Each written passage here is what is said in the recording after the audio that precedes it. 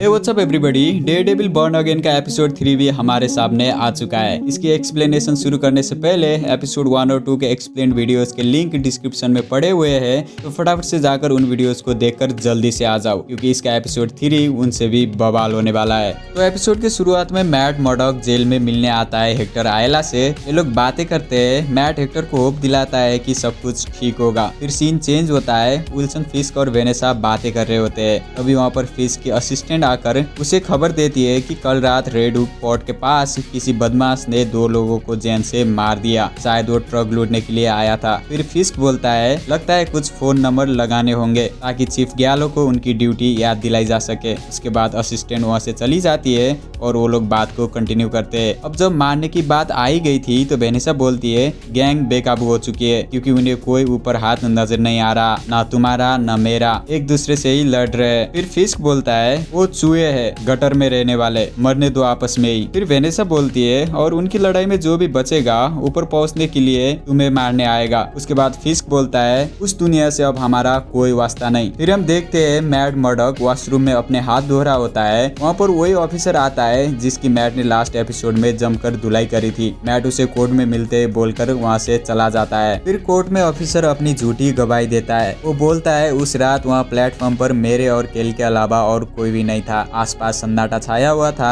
तभी ये हेक्टर आया। इसके आंखें गुस्से से जल रही थे। हम चिल्लाए, बैजेस भी दिखाई, फिर भी इसने आकर मारपीट शुरू कर दी। केल ने इसे मेरे ऊपर से खींचा और इसने केल को आती हुई ट्रेन के सामने धक्का दे दिया। उसके बाद मैट ऑफिसर से सवाल करता है जैसा कि आपने बोला, क्या सच में उस प्लेटफॉर्म पे आप दोनों के सिवा और कोई भी नहीं था? आपका खबरी जिसे आप दोनों मिलकर मार रहे थे वो भी नहीं? तो ऑफिसर बोलता है नहीं, हमारे अलावा और कोई भी नहीं था। फिर मैट पूछता है क्या आप किसी निकिटोरस को जानते हो? वो ऑफिसर बोलता है नाम तक नहीं सुना। फिर मैट बोलता है अजीब बात है, क्योंकि जहाँ तक मुझे पता है निकिटोरस कभी पुलिस डिपार्टमेंट का जाना माना खबरी हुआ करता था, और इतना ही नहीं, वो आप दोनों के लिए काफी काम भी कर चुका है। फिर मैट को जज इस बात का सबूत कोर्ट में पेश करने के लिए बोलते हैं, और मैट वहीं पर बैठे हुए एक पुलिस ऑफिसर को टोरस को कोर्ट तक पहुंचने मत देना बोलते हुए सुनता है। इस बात से टेंशन और भी बढ़ जाती है। वो बोलने वाले पुलिस वाले के गले पे भी पनिशर का टैटू बना हुआ था, बट मैट ने ऑलरेडी अच्छा खासा प्लान बना रखा था, तो निकिटोरस को वो लोग आसानी से कोर्ट तक पहुंचा लेते हैं। वो आकर गवाही देता है, सब कुछ अच्छा जा रहा होता है। फिर अचानक से टोरस पुलिस वालों की डर की वजह से अपनी गवाही बदल देता है और बोलता है मैं उस रात ऑफिसर केल और पावेल से नहीं मिला, पूरी रात मैं घर पर था। ये बोल के मैट के सारे उम्मीदों पे पानी फेर देता है, क्योंकि एक वही था जिसने देखा था कि वहाँ पर एक्चुअली में क्या हुआ था और हेक्टर आयला को बेकसूर साबित कर सकता था। फिर सीन चेंज होता है। फिस्क और वेनेसा हेदर के पास आए हुए हैं। हेदर वहाँ पर नहीं होती है, तो वेनेसा फिस्क से बोलती है मैंने बक को लुका के पास भेजा ताकि वो विक्टर को 1,80,000 देकर नुकसान की भरपाई कर दे। इससे ये पता चलता है कि वेनेसा अभी भी उन गैंग्स को कंट्रोल में लेना चाहती है, बट फिस्क बोलता है ऐसी कदम मत उठाओ कि तुमसे मेरा भरोसा उठ जाए, क्योंकि फिस्क कुछ बड़ी गेम की प्लानिंग में है। और तभी वहाँ पर हेदर आ जाती है। फिर सीन चेंज हो जाता है और हम आ जाते हैं कोर्ट में। इस बार हेक्टर आयला अपनी बेकसूरी की गवाही दे रहा होता है। वहाँ पर उसकी बीबी और उसकी भांजी भी आए होते हैं। मैट मर्डॉक वहाँ पर सबके सामने हेक्टर आयला की व्हाइट टाइगर वाली सच्चाई को सामने ला देता है, क्योंकि अब बस एक यही रास्ता बचा था जिसकी मदद से हेक्टर को बेकसूर साबित कर सके। अब व्हाइट टाइगर का बेकसूर होने से कैसे संबंध बना वो तो अभी कुछ देर में पता चलेगा। उससे पहले मैट हेक्टर से मिलने आता है। हेक्टर मैट से बोलता है तुम्हें मुझसे पूछना चाहिए था, मेरा राज ही रखते। फिर मैट बोलता है मुझे माफ करना,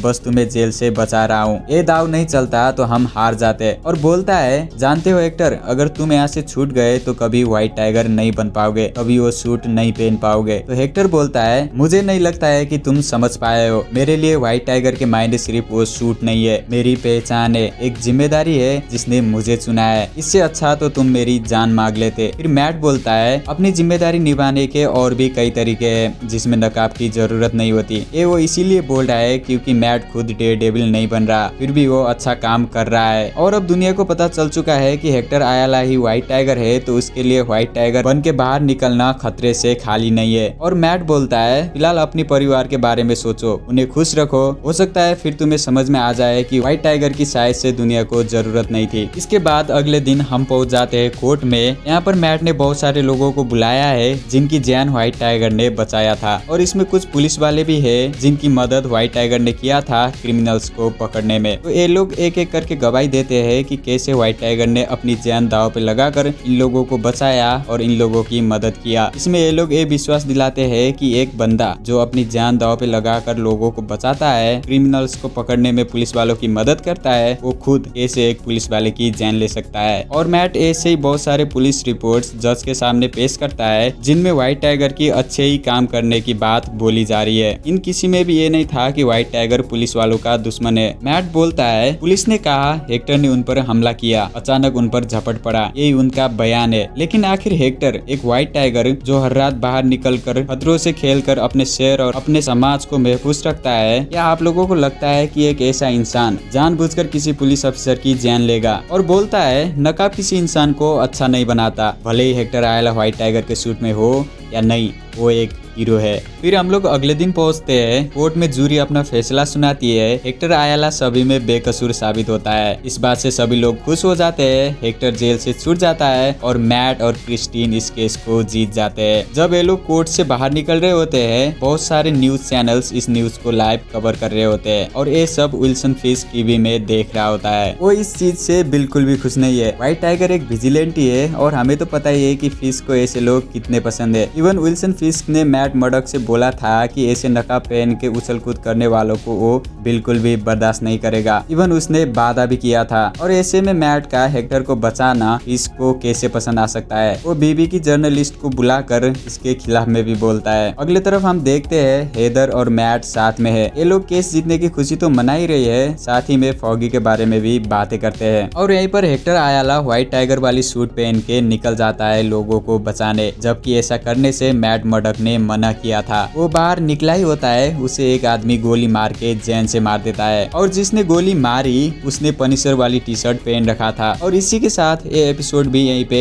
एंड हो जाता है। तो बताओ कमेंट में कैसा लगा ये एपिसोड, खाना बवाल। इसकी वजह से जो अब आगे होने वाला है वो तो और भी बवाल होने वाला है। तो चैनल को सब्सक्राइब करो, वीडियो पे लाइक करो और मिलते हैं अगले एपिसोड में। बाय।